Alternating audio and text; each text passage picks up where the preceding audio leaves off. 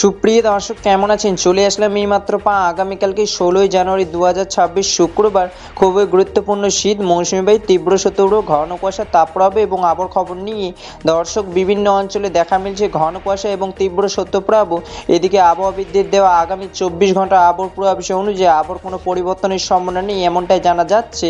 তো প্রিয় দর্শক আজকে ভিডিওতে জানিয়ে দেবো আগামীকাল 16ই জানুয়ারি 2026 শুক্রবার 24 ঘন্টা আবহাওয়ার পূর্বাভাসে কী জানিয়েছে আবহাওয়া দপ্তর। তাই প্রিয় দর্শক আপনাদের জেলার আবহাওয়ার পূর্বাভাস জানতে ভিডিওটি সম্পূর্ণ দেখুন এবং আপনি দেশে কোন জেলা থেকে আজকে আমাদের খবরটি দেখছেন এবং কমেন্টে জানিয়ে দিন। এবং এই মুহূর্তে আপনাদের জেলার আবহাওয়ার পরিস্থিতি কেমন এবং প্রতিদিনের নিত্য নতুন আবহাওয়ার পূর্বাভাস পেতে আমাদের চ্যানেলটিকে সাবস্ক্রাইব করে পাশে থাকা বেল আইকনটি অন করে রাখুন।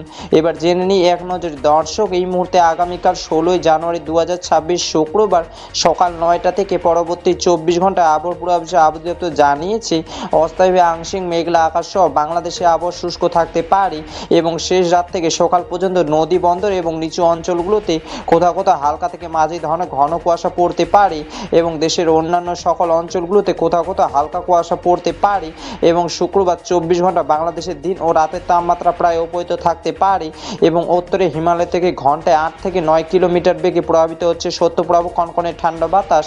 ফলে তাপমাত্রা নেমে গিয়েছে আজ রাতের মধ্যে রংপুর, রাজশাহী, খুলনা, ঢাকা, ময়মনসিংহ, সিলেট, বরিশাল এবং চট্টগ্রাম বিভাগে সবকটি অঞ্চলে তাপমাত্রা নেমে যেতে পারে 7 ডিগ্রি সেলসিয়াসের নিচে। এইদিকে ঢাকা, টাঙ্গাইল, ফরিদপুর, মাদারীপুর, কুড়িগ্রাম, নরসিংদী, নারায়ণগঞ্জ অঞ্চলগুলোতে সর্বনিম্ন তাপমাত্রা ছিল 9 থেকে 10 ডিগ্রি সেলসিয়াস।